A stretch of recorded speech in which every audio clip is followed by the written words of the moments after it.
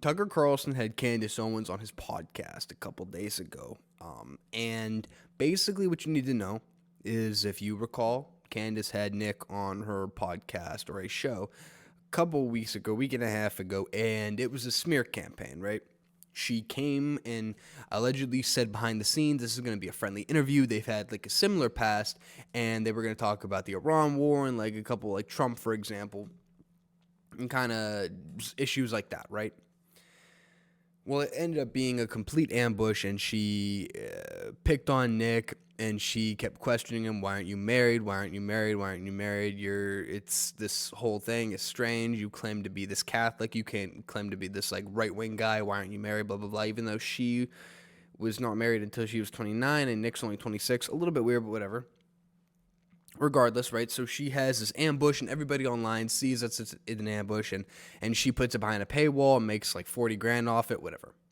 So Tucker has her on his show, and they talk about a lot of things. They talk about Israel, they talk about Iran, they talk about Trump. But the most popular thing that they talk about on this episode is Nick Fuentes. And so Tucker has been, interestingly enough, Tucker has been hinting at Nick Fuentes for the past 2 years, it feels like. When you go back and forth, he's subtly talking about Nick Fuentes to all of his guests, like saying, like talking about alt-right people, talking about Holocaust deniers, for example, or anti-Semites, right? Put that in quotes.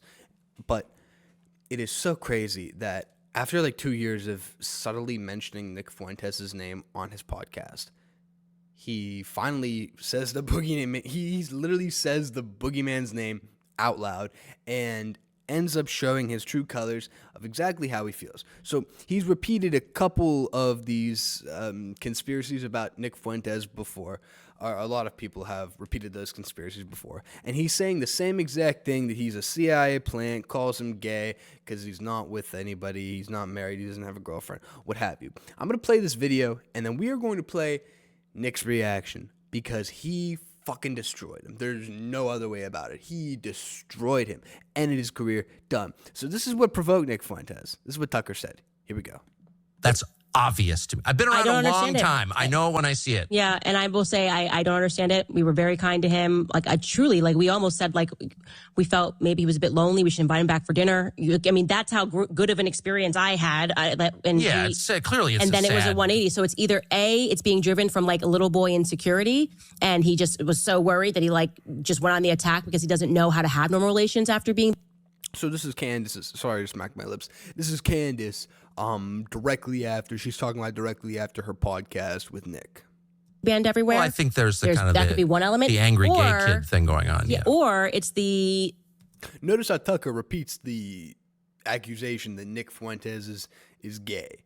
He called him an angry gay kid, which this is a little bit weird. This is what Nick talks about, right? So Tucker is pro-gay marriage, but in this case, he uses being gay as a pejorative to insult Fuentes. He's had people like Peter Thiel on. He's had people like Peter Patil, but other Silicon Valley tech billionaire Sam Altman, who are gay. But in this scenario, he uses being gay as a pejorative. A little bit weird.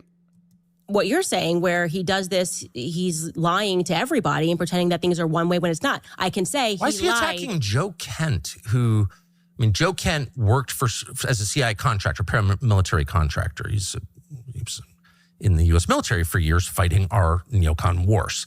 And his wife was killed in Syria in one of those wars. Joe Kent is the single most sincere critic, and I would say the one with the most credibility in the United States to say this foreign policy is bad. It killed my wife. I was a part of it. Joe Kent is actually someone the CIA doesn't like at all because he understands how it operates. And for Nick Fuentes, who's like some child from Chicago, to go after him specifically, one congressional seat in Washington State. It is random. It's not random, though. It's the opposite of random. Joe Kent was number one on the list of people they wanted to knock off, people who believe in our neocon foreign policy. They wanted Joe Kent out because he could stand up and say, I actually know. I've got the receipts. My wife was killed in Syria. You had to take that guy out. And Nick Fuentes, this child, this weird little gay kid in his basement in Chicago. Again, notice how he uses being gay as a pejorative. A little bit weird. Chicago is participating in a super PAC to bump off Joe Kent. Like, I've been around this my whole life. I know what that is. It's just an organized effort. Yeah. And he also did the thing that David Duke always did, including to me, which is be like, oh, yeah, it's my friend. And everyone's like, oh, Tucker Carlson's been endorsed by David Duke. I've been making like the anti-racist argument my whole life. Right. Like, I'm not for David Duke. Do I think David Duke is right when he's against affirmative action? You bet I do. But I'm not for David Duke. But David Duke would try to discredit people by hugging them. And that's exactly what Fuentes did. He goes out there, meet all these people, show up, hi, I'm Nick Fuentes. Can I get my picture with you? That's a campaign to destroy credible voices on the right. And Fuentes is part of it. And I know I'm inviting endless trouble by saying this because, you know, this is a kid with a lot of spare time, but it's just a fact. And I've seen it a lot. Yeah. And I you can believe me or not, but I know what I'm talking about. I can confirm he's dishonest. I mean, so it's like you use that as your, like, I could not determine what his motives were. And I said, you know what? I don't have time for this. I gave you a fair chance, gave you a fair shake, and you are a fundamentally dishonest human being. You know, there was no reason to do it. If he had not done that show and screamed and yelled, his followers would have been like, oh, that was an interesting conversation between two people who agreed some, disagreed some, and like that was it. It was interesting that he got there. He doesn't want to be, and I can tell you that he doesn't want to be anywhere but where he is. He doesn't want to have normal relations. And it did sort of feel, and I said that to him, that he's like responding to orders somewhere, because why are you attacking me? Well, why are you attacking Dave Smith? What is the issue with Dave Smith? And he couldn't answer the question. Exactly. He couldn't answer the question. He was just like, well. The fakest thing I've ever seen. And he's like, Okay.